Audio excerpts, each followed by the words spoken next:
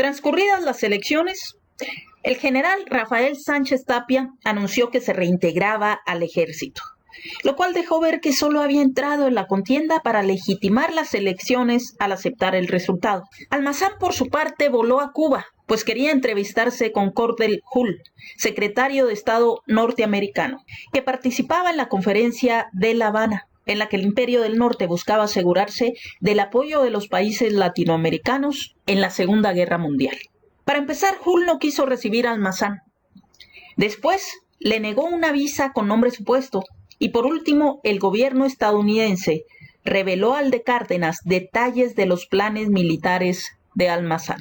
Él, por supuesto, ignoraba que días antes Miguel Alemán había conversado en Washington con Sumner Welles, el subsecretario de Estado. Alemán le dio garantías de que Ávila Camacho apoyaría a Estados Unidos en la guerra y de que resolvería las controversias entre los dos países. Y como siempre, Estados Unidos, una vez garantizados sus intereses, consintió en enviar al vicepresidente Henry Wallace para que se le fortaleciera la maltrecha legitimidad de la transmisión de poderes. No obstante, si la delegación de México en la conferencia de La Habana no colaboraba con la de Estados Unidos, a manos almazanistas podría llegar información confidencial reveladora de que las elecciones habían sido una farsa trágica. Información confidencial reveladora, si estaba más que claro. Para el 15 de agosto, el colegio electoral, controlado por completo por el Partido de la Revolución Mexicana, ya había calificado las elecciones, dando la presidencia a Ávila Camacho, con 2,5 millones de votos, y dedicando una última broma siniestra a Almazán, al cual se le reconocieron 15,000 votos. Las quejas de fraude electoral se oyeron por todas partes, ya que la prensa y la radio apoyaban a Almazán. Solo el Popular, izquierdista, y el Nacional, oficial, respaldaban al gobierno. En septiembre se constituyeron los dos congresos, el almazanista y el oficial. En el primero se declaró presidente electo a Juan Andreu Almazán, quien entonces se hallaba en el sur de Estados Unidos, sin atreverse a nada. Poco después se promulgó el plan de Yautepec, y murió en Monterrey Manuel Zarzosa, brazo derecho de Almazán, y este ya no regresó al país ni dirigió insurrección alguna. Ya para noviembre renuncia al cargo de presidente electo que se había dado él, alegando que era el único medio de conseguir la tranquilidad a que tienen derecho mis partidarios. Sus partidarios, por su parte, ya habían tenido una probadita de la barbarie que aún prevalecía en el sistema. Y después les sobrevino una cruda que los hundió en la frustración primero y al final en la convicción de que los habían traicionado. Todo esto fue generando una profunda desconfianza de los ciudadanos ante los procesos electorales, que se tradujo en apatía, desinterés y altos índices de abstencionismo. Pues sí, si el voto no se respeta, ¿para qué ir a votar? Lo cual siempre benefició al gobierno y al partido oficial. En su último informe de gobierno, Lázaro Cárdenas dijo en referencia a las elecciones, y sin hacer caso a las vivas a Almazán, que se oían en la Cámara de Diputados, lo siguiente: el gobierno rechaza por su concepto democrático el empleo de toda violencia que incesantemente ha tratado de desterrar en la vida pública del país. Por tanto, condena rotundamente todo proceder contrario, cualquiera que sea la tendencia o significación de la víctima o del agresor.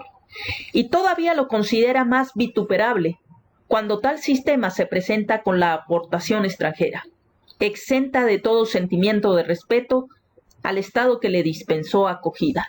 Pero nada de esto podía borrar el resentimiento y la profunda ofensa de la población a causa del fraude electoral. A partir del informe, Cárdenas pasó los restantes 90 días con suma discreción.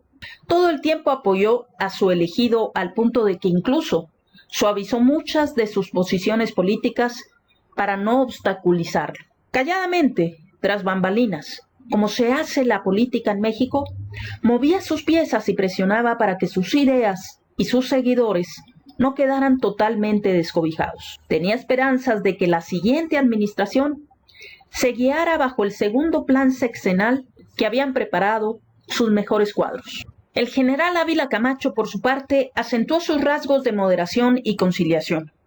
Y los empresarios suspiraron con alivio al ver que el presidente electo se declaraba creyente. Ahora se va a llamar Ávila Camocho, bromeaba la gente, lo cual escandalizó a muchos de los viejos jacobinos.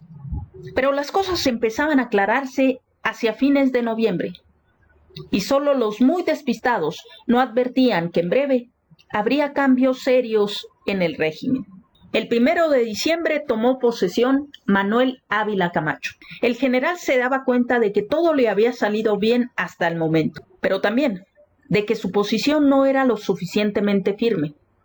Para empezar, tenía que restablecer la confianza de los inversionistas, tal y como lo había prometido, a fin de que bajaran las aguas del descontento y amainaran las presiones de la gente con dinero, que se hallaba engallada, segura de su poder ante la catarata de concesiones que obtenía. Su objetivo consistía en aprovechar al máximo la coyuntura que ofrecía la guerra mundial para industrializar al país. De esa manera no solo dejaría felices a los empresarios, sino que México ya no sería un país atrasado, ni autárquico, ni surtidor de materias primas sin procesar. Desde un principio el presidente desechó toda retórica que pudiera parecer socialista. Propició e incluso utilizó la nueva moda anticomunista y se empeñó en promover la industrialización del país. Desechó cualquier tipo de planificación de tufo socialista e impuso el pragmatismo del mercado supuestamente libre. Después de algunos titubeos, los empresarios decidieron aprovechar la oportunidad. No tenía caso aferrarse a resentimientos ideológicos si el régimen ofrecía tan buenas condiciones. Atrás se quedó la pasión almazanista o las simpatías por el PAN. Muchos empeñosos y ambiciosos titanes de la industria habían surgido con los gobiernos de la Revolución y se movían muy bien dentro de tan peculiares aguas. Otros pasaron de los altos puestos políticos a negocios jugosos que los enriquecieron en poco tiempo. Y otros más, los de raigambre porfirista, que sobrevivieron a la revolución, también se integraron en la nueva política. Por ejemplo, los grandes jerarcas del Grupo Monterrey, en enero de 1942, se reunieron con el presidente Ávila Camacho para manifestarle alegremente que abjuraban de sus aficiones oposicionistas, pues habían comprobado que el nuevo gobierno en verdad no caía en los errores del anterior.